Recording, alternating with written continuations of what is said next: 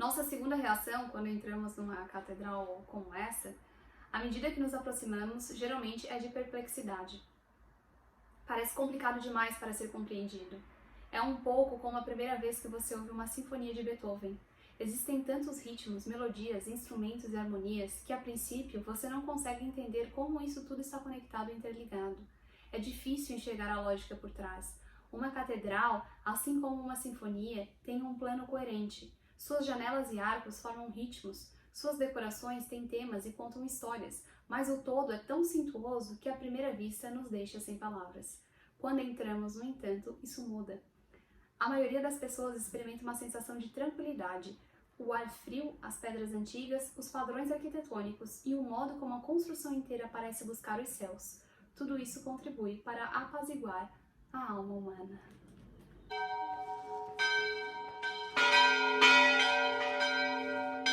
Olá! Hoje eu quero comentar com vocês sobre esses dois livros aqui. O Notre Dame, a história de uma catedral do Ken Follett, e o Notre Dame, a alma da França, da Agnès Poiré. Não sei falar francês, mas né, é o que temos. Só que para falar desses dois livros aqui, eu preciso citar um terceiro, que foi a origem de toda essa curiosidade de saber mais da Notre Dame, que foi O Corcunda de Notre Dame, do Victor Hugo. Esse livro aqui eu acabei recentemente, eu li com o Clube Etos, que inclusive se não fosse o Clube Etos eu não teria tirado ele da estante tão cedo. Aliás, eu não teria nem ganhado ele, né, porque foi um presente da Lari, justamente por causa dessa leitura, ela me presenteou com este daqui. E assim que eu vi este, sabia, né, sobre a arquitetura, que o Victor Hugo fala e tal, eu achei esse livro aqui, botei na minha lista de desejos, a Lari não perdeu tempo e me presenteou, né, que sabe que eu gosto muito do assunto. E eu já tinha comprado também este daqui, que logo eu falo melhor. Bom, esse livro aqui é maravilhoso, eu amei demais, foi uma experiência incrível, porque em alguns momentos ele parece que pisa no freio e daqui a pouco acelera com tudo, assim. Até foi uma referência que a Lari fez numa das reuniões do Etos, que ela fez essa analogia com a música, porque alguns livros têm de fato essa intenção. Eu acredito que não tenha sido a intenção do Victor Hugo neste aqui, mas coube perfeitamente, porque é essa sensação que eu tive. Eu não tinha me dado conta até ela falar, mas depois que ela falou, pra mim fez muito sentido. Isso é mais uma das coisas legais do Eto, inclusive, porque a gente faz reuniões ao longo da leitura e aí um vai compartilhando com o outro o que achou até então, né? Tem as metas semanais que elas fazem num podcast, entregam pra gente, então é bem legal também, porque às vezes a gente esquece algumas coisas, né? A gente vai lendo e algumas coisinhas ficam pra trás, então quando a gente escuta o podcast, volta tudo aquilo e eu achei bem legal. Eu gosto bastante de fazer a leitura conjunta com a Gabi e com a Lari e eu recomendo demais o Clube Etos, até porque elas têm duas turmas, que é o Patos e o Etos. O Patos seriam os livros de ficção e o Logos seriam os livros de não ficção. Inclusive foi legal porque a gente estava lendo a biografia do Napoleão no Logos. E eu adorei também, foi bem legal, porque aí fez essa imersão na história da França, que eu gosto bastante. Eu tenho uma... não sei, eu vejo um livro sobre Paris e França, eu já quero sair comprando. Bom, sobre o Corcunda de Notre Dame, eu achei incrível que ele tenha escrito em 5 meses e que ele não tinha tanto conhecimento assim da Idade Média quanto a gente pensa quando lê, né? Então ele fez essa pesquisa durante a escrita do livro e eu fiquei pasma.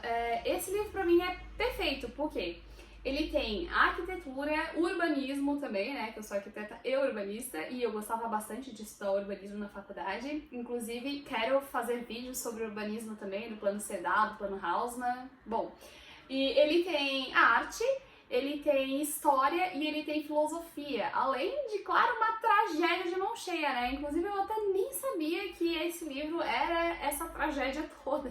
Eu achei ele extremamente criativo, então assim, ó, fica a recomendação. Eu não vou fazer resenha deste livro, esse eu deixo pra Gabi, mais pra frente acredito que ela já vai fazer, que essa leitura se encerra essa semana. Então acho que logo sai a resenha desse livro ali no canal da Gabi e aí eu recomendo mesmo que vocês assistam. Mas hoje eu quero falar especificamente da Notre Dame, essa sim que me chamou muita atenção. Eu gosto demais da arquitetura gótica, inclusive eu pretendo fazer um outro vídeo só sobre arquitetura gótica, mas eu acabei indo atrás de muito material, não deu tempo para eu ler tudo ainda, eu não quero assim fazer de qualquer jeito, eu quero realmente entender. Bom, eu já tenho conhecimento da própria faculdade, eu fiz uma pós em artes também, mas assim, eu fui descobrindo novos elementos sobre como ela foi gerada e eu quero ler esses livros antes para fazer um vídeo mais completo. Inclusive, comprei um livro também de restauração do Violette Leduc que eu quero ler e trazer junto com esse conteúdo, que eu acho que é interessante também, porque essa questão da restauração me despertou o interesse. Na faculdade eu já gostava assim de patrimônio, mas eu acho que isso veio mais recente, assim, então eu também quero falar um pouquinho melhor, que na verdade acho que até que vou ter que dividir o vídeo, enfim. Bom, vamos lá falar sobre os livros que eu me propus a falar hoje, que são esses dois livros aqui, que então fala sobre a Notre Dame. Bom, esses dois livros foram escritos por causa do incêndio. Todos os dois, eles têm uma estrutura bem parecida, na verdade. Eles contam eles começam contando sobre a noite do incêndio e aí vão puxando depois a história dela desde a sua construção. Eu achei uma delícia a leitura, eu gostei muito, eu recomendo demais os dois. Este daqui, ele é bem daqueles que a gente lê numa sentada, é bem rapidinho e toda a renda adquirida com ele foi convertida em doações para a reconstrução da catedral, que eu achei bem legal também. O Ken Follett, ele é um autor, né, para quem não sabe, do famosíssimo Os Pilares da Terra, que eu tenho bastante interesse de ler também, porque ele explica direitinho, ele fez uma pesquisa bem profunda sobre a arquitetura medieval e como eles construíam, e ele conta um pouquinho nesse livro aqui também. É bem interessante, então eu acho que para quem gosta de saber mais de como foram feitas as coisas e questão de história, mas não quer se aprofundar muito, eu ficaria com esse aqui, que ele é bem interessante porque assim, ele começa contando como ele soube, né, do incêndio, que ele estava na casa dele, ligaram para ele, pediram para ele ligar a TV e ele viu tudo aquilo.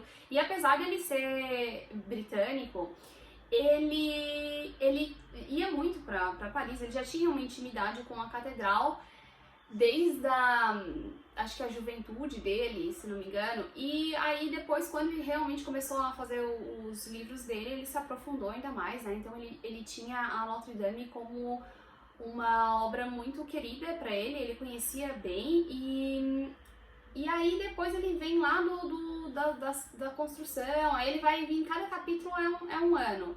Então aí ele conta sobre a construção desde o começo, lá com quem cuidava da Notre Dame nessa época, era o bispo de Paris, era o Maurício de Sully. Aí ele conta sobre a influência do Abade Suger com a Saint-Denis.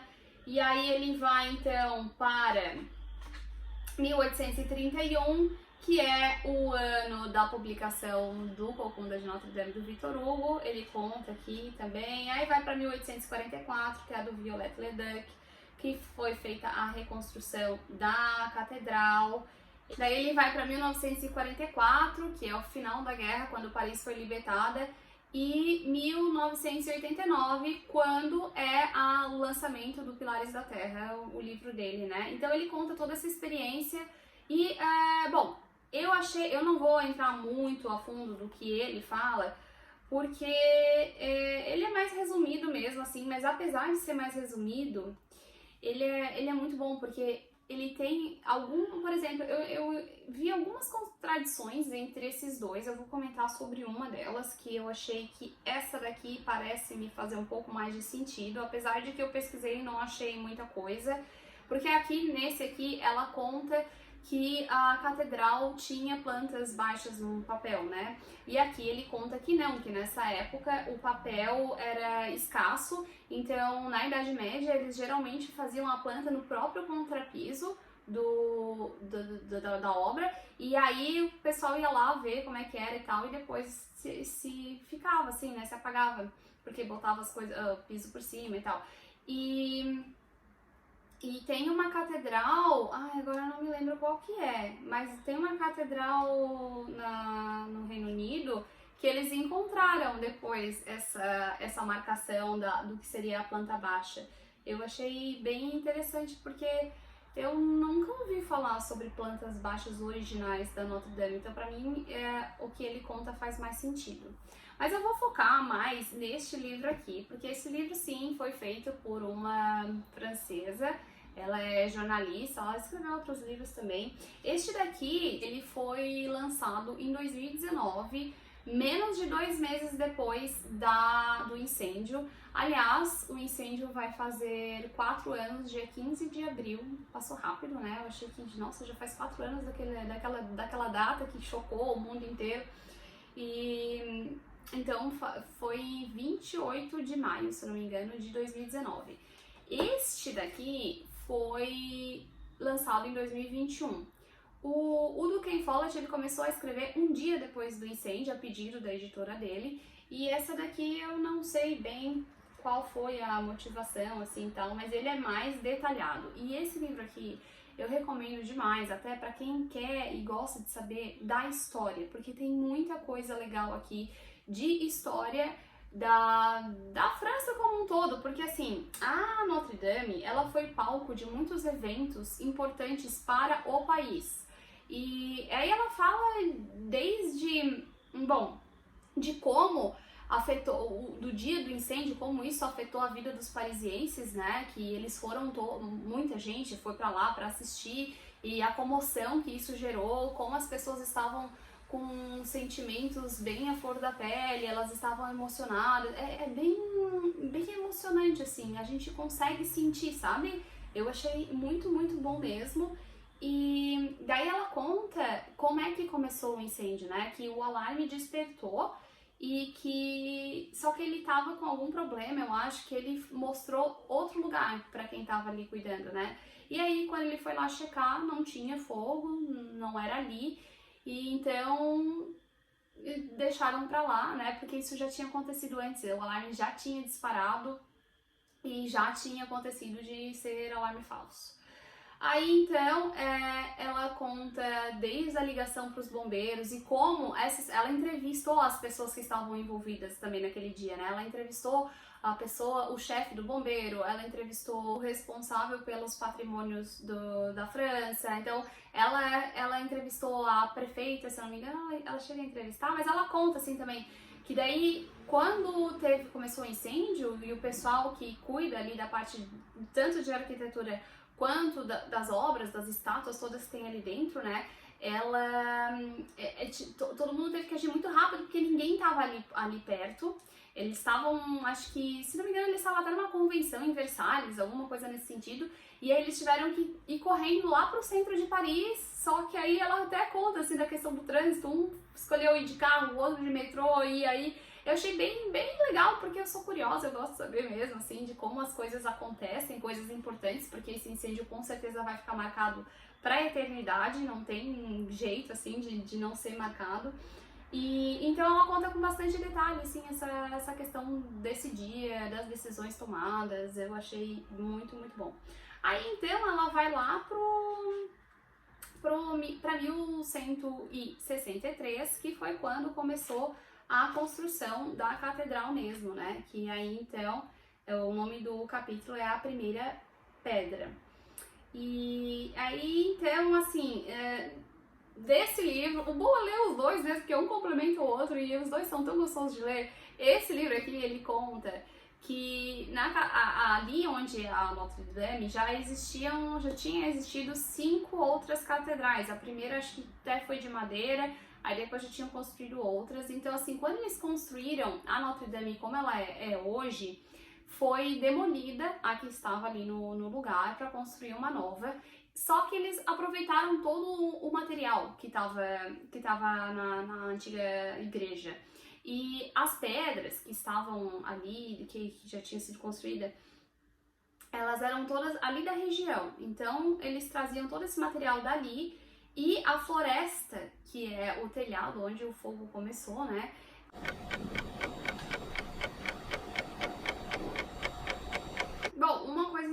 interessante também, que daí quem conta é o Ken Follett, é como a construção foi feita também, né? Porque a gente pensa que foram feitas somente pelas pessoas que estavam ali, mas não. Eles traziam gente de fora também que já tinha conhecimento sobre a construção dessas gigantescas catedrais, e então era uma obra internacional e que inclusive mulheres participavam da obra. E para fazer essa obra, quem financiou de fato assim, foi o Maurice de Sully, mas a população também contribuiu do jeito que dava, até mesmo quem não tinha dinheiro, assim, todo mundo contribuiu. Eu achei bem interessante como o quanto uma obra pode ser importante para uma população, né, para um povo. Eles doaram dinheiro para que ela fosse construída, porque, como diz Victor Hugo, a arquitetura, ela conta a história, ela é a história viva. Tem um capítulo interessantíssimo aqui que o Victor Hugo fala, que é Isso Matará Aquilo, que ele está contando que a literatura vai matar a arquitetura, porque antes de ter o livro dessa forma que a gente tem acesso hoje, né, quem contava a história era a arquitetura, era através dela que a gente sabia a história, e realmente a gente pega lá as pirâmides do Egito, os templos gregos, as ruínas romanas, elas contam a história daquela época pra gente hoje, porque não tem muita coisa, né, registrada em papel, a gente não tem esse acesso. Então a gente consegue saber muito da história através da arquitetura. E a Notre Dame e todas as igrejas góticas também estão contando a história da época, então eu achei isso sensacional, nunca tinha parado assim pra fazer essa análise e pensar nisso. E gostei bastante, e realmente a Notre Dame, ela é a história viva, ela é a história sendo contada ali na nossa cara. Eu quero agradecer também ao Kubietes e à Cláudia por ter me mandado essa maquete aqui, uma mini Notre Dame, que eu tenho um pouquinho mais de habilidade com maquetaria, eu gosto bastante, então acabou parando aqui comigo. E aí assim, quando eles foram construir a catedral, eles começaram pelo leste. Só para conceitualizar aqui melhor, essa aqui, a gente vendo de frente, aqui é a fachada oeste. Essa é a torre sul, essa é a torre norte. Então, a gente vira aqui, essa aqui é a parte que tá ali já do lado do rio Sena, e aqui é a fachada leste, que é a parte do coro, né? Então, a igreja, ela começou a ser construída por essa parte, porque daí, o que acontecia? Essa parte aqui estando pronta, a missa já poderia acontecer, e aí eles iam construindo o restante da igreja. Mas acabou que atrasou, deu várias coisas erradas durante a construção. Atrasou, se não me engano, foram 19 anos para construir essa parte aqui. E aí é legal também porque assim, ó, a gente vai vendo que a Catedral de Saint-Denis, que é a primeira obra gótica de fato, a arquitetura gótica é muito legal porque ela é uma arquitetura, um período que a gente sabe exatamente a data que ela começou, onde ela começou. É um período marcado de fato com a reforma da Catedral de Saint-Denis pelo Abade Suger. Então assim, ali começou a arquitetura gótica. E aí, isso foi em 1132. Daí que eu vou recorrer à minha listinha aqui, que inclusive mais pra frente logo espero falar sobre ela, que eu fiz uma lista cronológica com as datas, porque gente, eu tenho problemas com datas, e aí nessas horas então a minha lista, que essa aqui não tá um rascunho, vou imprimir uma direitinho, a minha lista me salva. 1137. Em 1137 foi feita a reforma da Saint-Denis. E aí, então, o Maurice de Sully provavelmente, né, viu ali, gostou, também quero, e resolveu fazer. Só que, diferente da Saint-Denis, a Notre Dame não foi uma reforma, ela realmente foi construída do zero, demorou mais tempo, e aí nisso, lá no século já 13, lá 1200 e alguma coisa, que surgiram as rosáceas. E aí então, na Catedral de Notre Dame, temos a rosácea na fachada principal, que é a fachada oeste, na fachada sul e na fachada norte. Então, as rosáceas vieram depois, e aí então, como a catedral ainda estava em construção, foi feita essa maravilha aqui. Vou aproveitar que eu tô com ela, vou falar um pouquinho de alguns elementos arquitetônicos que são extremamente importantes para a arquitetura gótica. Bom, A arquitetura gótica ela tem 3 pilares essenciais, que é o arco ogival, que é aquele arco que tem a pontinha, né, que antes na arquitetura romana era o arco pleno, que é o arco perfeito, né, que é circular direitinho, só que esse arco ele não suporta tanto peso assim, tu não consegue fazer a interseção dele como a gente consegue fazer com o arco ogival.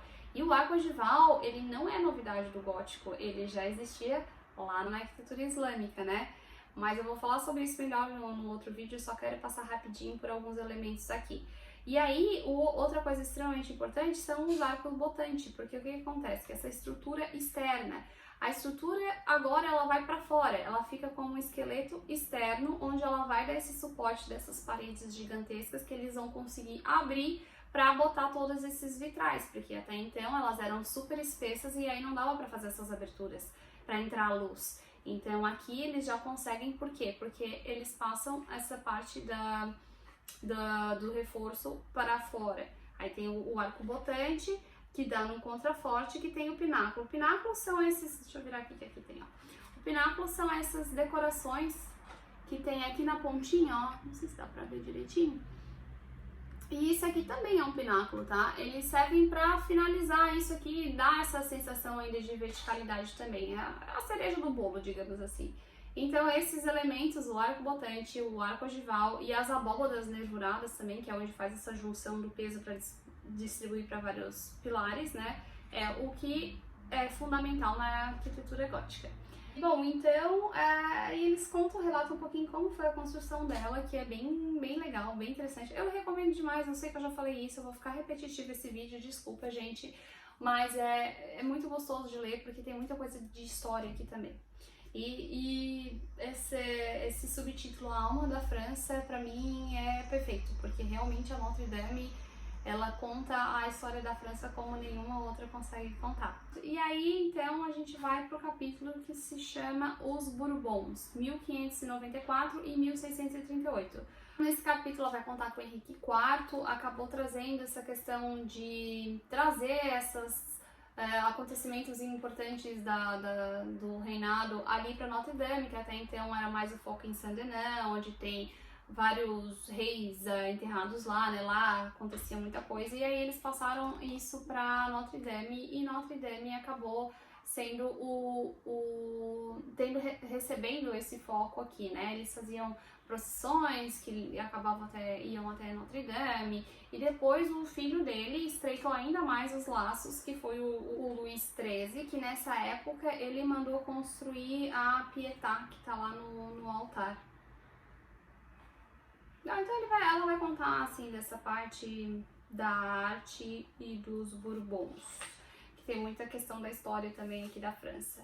Depois é o 1789, né, o ano da Revolução, e então ela dá essa contextualizada na questão da história também. Tem muita coisa que ela, para contextualizar a importância de Notre Dame na época, ela contextualiza a história da época também, ela dá um resuminho. Então achei isso bem bom, mas eu não vou focar na história, eu quero focar mais nos acontecimentos de Notre Dame mesmo. E aqui nessa época, né, tinha essas estátuas aqui, ó, eram os reis de Judá, tá, não dá pra ver, né? Essas estátuas que ficam aqui eram os reis de Judá.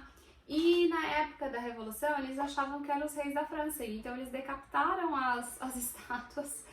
Eles derreteram a maioria dos sinos, só restou o Emmanuel, que é o mais velho, que tá lá até hoje, e é o maior também. Então esse permaneceu, mas o restante foi derretido para refazer outras coisas. E aí então ela vai contextualizar, né, o que aconteceu durante a Revolução, essa separação ali da igreja com o Estado e como isso se refletiu na igreja. Achei esse capítulo sobre a Revolução bem interessante, porque ela vai comentando como a igreja, como a Notre Dame foi sendo transformada nesse período, né, que ela deixou de ser uma igreja e ela passou a ser o templo da razão, porque agora só podia ter uma religião, a razão. E então ela foi palco de teatro e ela virou armazenamento de vinhos, porque a temperatura dela era boa, e foi armazenamento de outras coisas também, até que a fé volta a reinar mais pra frente, ao longo da Revolução, a fé volta a reinar em Paris, na França, mas era a fé do Robespierre, ou seja, né? Cortem as cabeças. E aí, então, ao longo do enfraquecimento desse período de terror, eles devolvem a igreja para o catolicismo e aí sim volta a ser feita as missas na Catedral de Notre Dame. Aí então nós vamos para 1804, na coroação de Napoleão, que foi um evento bem importante também, né, para a história. E aí ela conta das extravagâncias dessa coroação, que sinceramente eu achei muito contraditório com o que Napoleão queria, porque, né, era contra a monarquia, mas criou o seu império, e assim, foi bem ostentação. Eles forraram a catedral de cima a baixo, porque tinha acabado de sair da Revolução, ela estava bem abandonada, então ela não estava assim muito bonita por dentro, ela precisava já de reformas, ela estava bem maltratada, digamos assim, e então eles fizeram esse revestimento nela para que pudesse esconder e fazer uma coroação à altura do imperador, né? E Napoleão, a princípio, até queria fazer, ela conta aqui que ele queria fazer a coroação dele lá na Catedral de Aachen, a Catedral do Carlos Magno, né, ele que fez, só que aí era um pouquinho longe e tal, então, assim, pra estar perto do povo, ele resolveu fazer no Notre Dame, o que fez esse reavivamento dela novamente, né, tendo esse evento tão importante como a coroação do seu imperador. Aí então vamos para 1831, que foi o ano de lançamento do Corcunda de Notre Dame do Victor Hugo, porque o Victor Hugo ele viu que aquela igreja, aquela obra-prima da história estava sendo esquecida, deixada de lado, ninguém mais dava importância, e ela tem um significado muito forte, né, para a própria cultura, e não só de Paris, mas principalmente de Paris e da França, mas para a cultura ocidental como um todo. Ela conta a nossa história aqui no Ocidente mesmo. Então ele viu que ele precisava fazer alguma coisa para as pessoas enxergarem a importância dela novamente e escreveu esse romance, né? E aí ela vai contar aqui mais em detalhes. O nome do capítulo é Como o Romance de Victor Hugo Salvou Notre Dame, e de fato salvou Notre Dame. Porque aí a partir disso que as pessoas voltaram a olhar para ela novamente, e aí foi começaram a pensar na reforma, que ela estava precisando demais de uma reforma. E então, depois disso, veio a reforma super importante para ela também, que foi do Viollet-le-Duc. Aqui eu tô resumindo bastante, é porque eu quero focar mais na história da Notre Dame mesmo, mas ela conta vários detalhes bem interessantes. De novo, eu reforço a leitura deste livro. Ela até comenta aqui sobre os 3 dias, né, da Revolução Gloriosa, que foi em julho de 1830, porque o rei Carlos X estava querendo abolir os direitos das pessoas. Então, assim, o povo realmente se juntou para derrubar o rei e ter garantida a sua liberdade. Aqui no livro do Ken Follett, ele vai citar um trechinho do livro 3 do Victor Hugo, que ele diz o seguinte: sem dúvida, ainda hoje é um edifício sublime, a Igreja de Notre Dame de Paris. Porém, por mais bela que se conserve na velhice, é difícil não suspirar, não se indignar diante das degradações e inúmeras mutilações pelas quais simultaneamente o tempo e os homens fizeram o venerando monumento passar. Então, assim, o Corcunda de Notre Dame realmente foi um divisor para a história da catedral. Aqui, né, no livro da Agnès Poiré, ela conta um pouquinho do contexto da época que o Victor Hugo começou a escrever o livro. E ela diz o seguinte: ele não poderia ter escolhido um momento mais explosivo para começar a escrever. 2 dias depois de ele ter escrito o título Notre Dame de Paris, que é o título original do livro, os parisienses começaram a construir barricadas. E logo depois, a esposa de Hugo daria à luz sua 5ª filha, que ganharia o belo nome da mãe, Adèle. Quanto a Delacroix, a exaltação daqueles 2 revolucionários de verão e os empolgantes acontecimentos políticos acabariam estimulando a inspiração e a potência narrativa de Hugo. Ele escolhera Notre Dame não só como cenário de sua história. A catedral era a própria história e, junto do povo de Paris, a heroína. E aí, então, só para finalizar, ela pega uma citação do Victor Hugo que diz: no rosto dessa velha rainha de nossas catedrais, ao lado de cada ruga se vê uma cicatriz. Escreveu Hugo.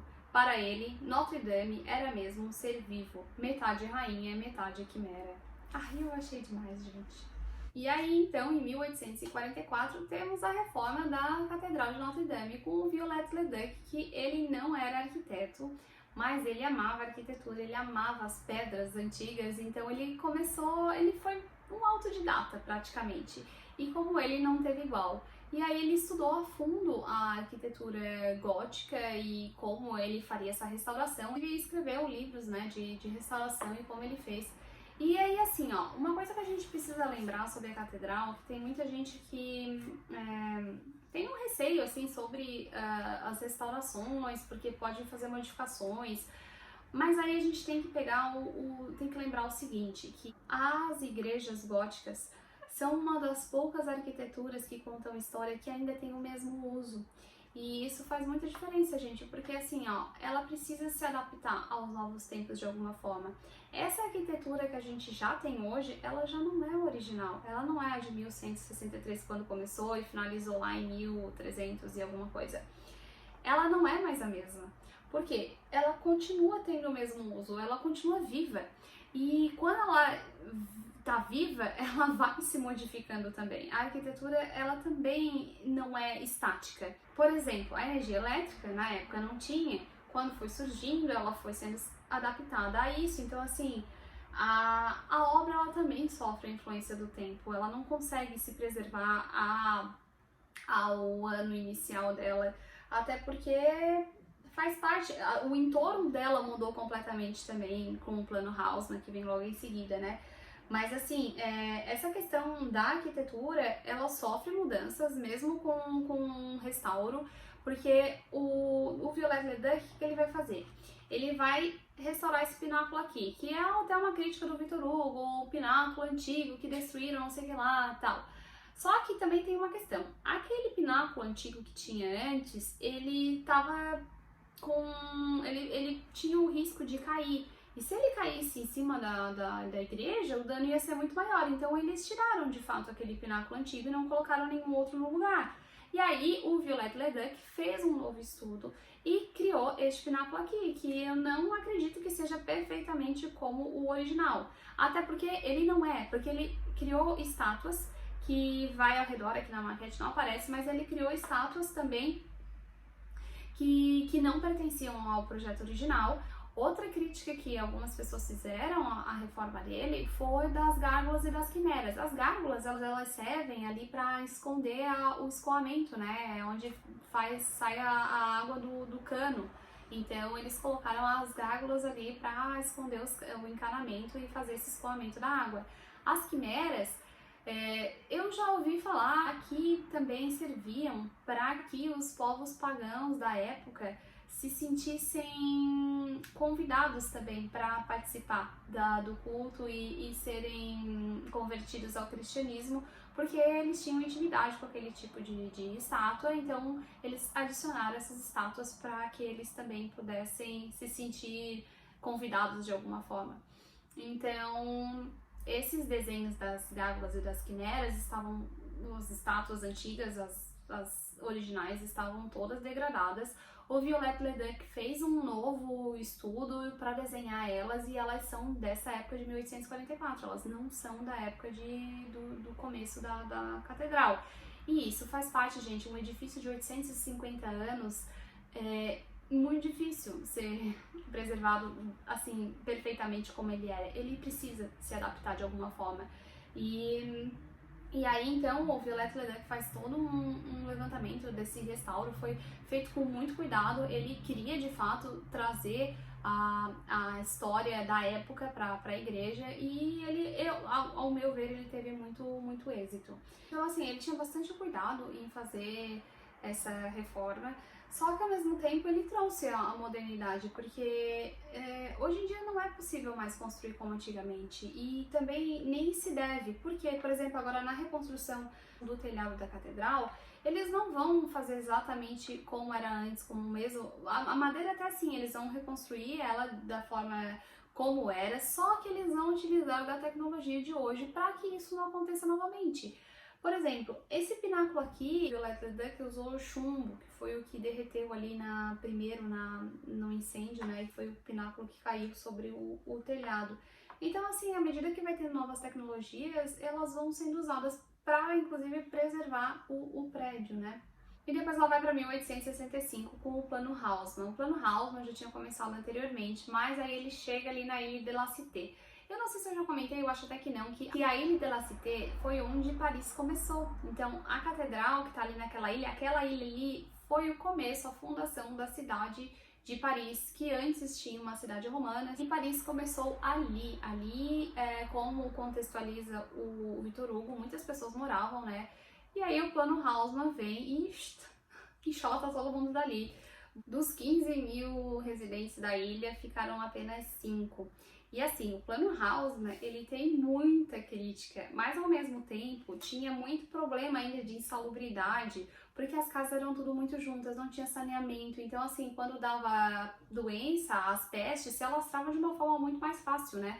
E aí, o que ele fez? Ele queria que a cidade respirasse, então ele queria abrir caminho mesmo para que tivesse espaço, arborização, para que a cidade pudesse respirar.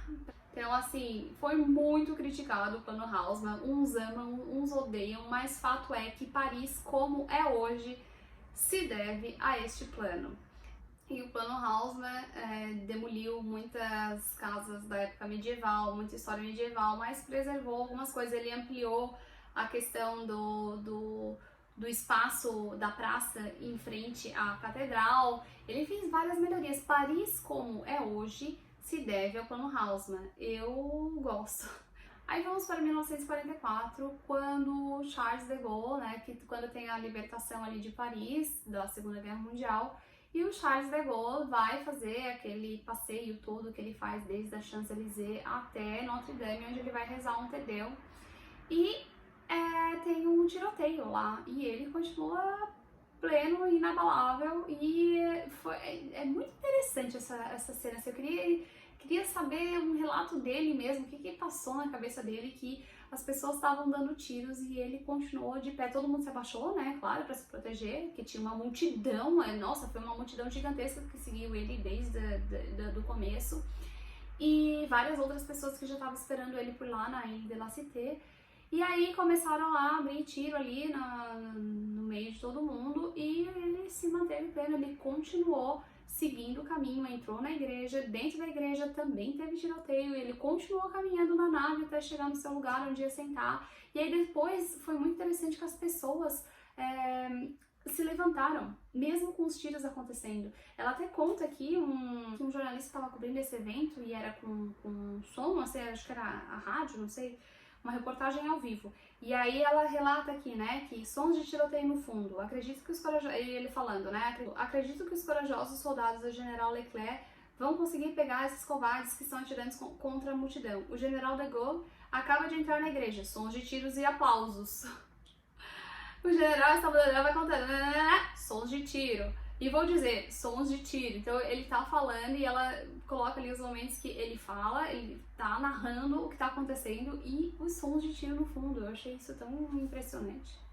Bom, e aí vamos para um capítulo bem legal, eu gostei bastante, que foi em 2013, dos sinos de Notre Dame. Eu achei demais esse capítulo, que ela conta que então finalmente os sinos iam ser afinados, porque eles estavam desafinados desde 1769. Ela até comenta que os entusiastas de sinos, campanólogos e músicos de todos os tipos esperavam por esse momento havia muito tempo, e que as pessoas, elas não sabiam que os sinos estavam desafinados, porque afinal de contas eles estavam desafinados muito antes delas existirem. Então as pessoas sempre escutaram daquela maneira e elas não sabiam, né? Quem não entende música, tipo eu, nunca ia adivinhar que os sinos estavam desafinados e em desarmonia. Então em 2013, aí ela conta aqui também como eles foram criados e como eles foram levados para lá, né? Eles ficaram em exposição ali ao longo da nave para o pessoal conhecer os sinos, teve um protesto, enfim, ela conta aqui como é que foi, e eu achei demais. E aí os sinos, eles têm nome, E, bom, preservou-se o Emmanuel, né, desde 1686, que foi o único sino que sobreviveu, então, à Revolução Francesa. E aí eles foram nomear os sinos. E aí ficou o seguinte, um dos sinos é o Gabriel, que é o nome do arcanjo que pressagia o nascimento de Jesus e o anúncio à sua mãe. Anne Genevieve, que é o nome da mãe de Maria. Denan, que foi o primeiro bispo de Paris no século III. Marcel, em homenagem a São Marcel, que é o nono bispo de Paris no século IV. Etienne, porque é o primeiro mártir da antiga catedral que ocupava a Notre Dame antes. Benoit Joseph, que é o Papa Bento XVI, o Joseph Ratzinger.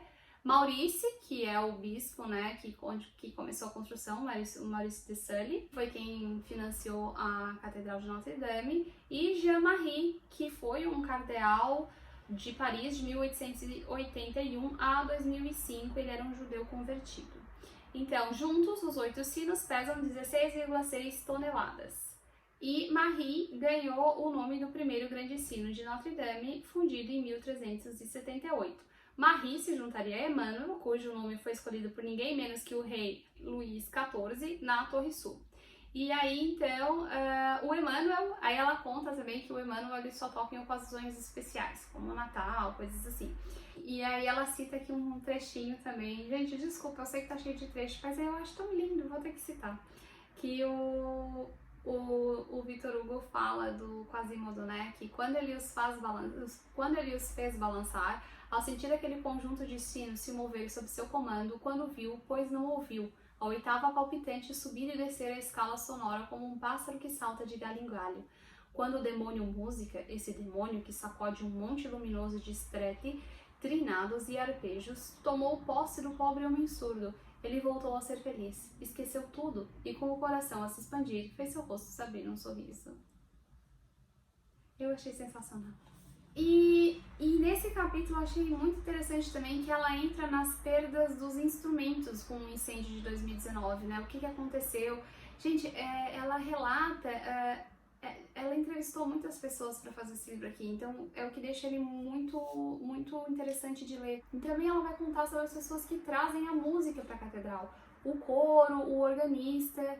Eu achei muito legal porque eu nunca tinha parado para pensar nisso. Essas pessoas são fixas lá da catedral e aí então como eles lidaram com o incêndio e a falta do seu palco e a solidariedade de outros países também com eles.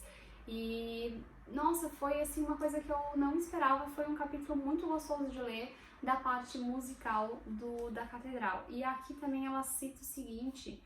Ela conta que uma dessas cantoras, ela na época do incêndio estava no Egito, e aí ela fala que as pessoas que andavam pelas ruas do Cairo também pareciam muito comovidas. Elas sabem o valor de Notre Dame, viam a catedral como uma pirâmide europeia. Era como se a pirâmide de Kéops corresse o risco de desabar e desaparecer. Então assim, elas sabem da importância daquilo, não só para elas, como para o mundo. E eu achei isso muito bonito, porque o relato que ela conta também desse dia é das pessoas de fora falando que eles estavam sendo solidários com a dor dos parisienses, porque eles sentiam aquilo e eles sabiam que eles também estavam sendo afetados de alguma forma. Porque, gente, isso é história, isso é cultura, isso faz parte, é intrínseco ao ser humano. Inclusive aí ela vai entrar numa questão bem polêmica, que foram as doações para a reconstrução da catedral em 2019. Olha, é um assunto que daria um vídeo, porque ao mesmo tempo que ok, eu entendo que é muito dinheiro para um edifício, tem outras coisas para fazer e tudo mais, gente, mas não dá para fechar os olhos e deixar aquilo do jeito que estava e simplesmente ignorar que ela precisa de uma reforma. E deixar assim, é um patrimônio da humanidade também, ela faz parte da história das pessoas e a história é mais importante do que a gente imagina. Por mais que a gente às vezes não entenda isso no nosso dia a dia, ela está intrínseca já, você foi influenciado por tudo isso sem sequer se dar conta, ela é importante, ela é a história viva. Então, criticaram demais os magnatas que doaram milhões para ela e que não doam esses milhões para outras coisas e tal. A reforma precisa ser feita, o dinheiro precisa vir de algum lugar. que venha dos magnatas. Então, assim, não dá pra simplesmente deixar a Notre Dame acabar, até porque se fosse assim, gente, todo mundo que vai lá quer visitar, né? E daí não tem mais nada pra visitar? Não tem história pra contar? Não tem os vitrais? Entrar numa catedral medieval, gente, é uma sensação indescritível. Precisa entrar pra saber. Então, o restauro é extremamente importante e a gente tem que ser cuidadoso com isso também, com a nossa história. Bom, e pra finalizar, eu vou fazer a última citação desse livro aqui, que diz o seguinte: a arquitetura e a música fizeram de Notre Dame uma obra de arte completa. Ou, tem uma palavra em alemão que eu não me atrevo a dizer aqui. Não é à toa que ela inspirou tantos artistas e pensadores, de Claude Monet, Auguste Rodin, Victor Hugo e Marcel Proust, e até Sigmund Freud, cujas obras foram concebidas e construídas como catedrais. Leiam e depois me contem. Se você gostou desse vídeo, curta, se inscreva no canal para os próximos vídeos e eu espero que vocês tenham gostado.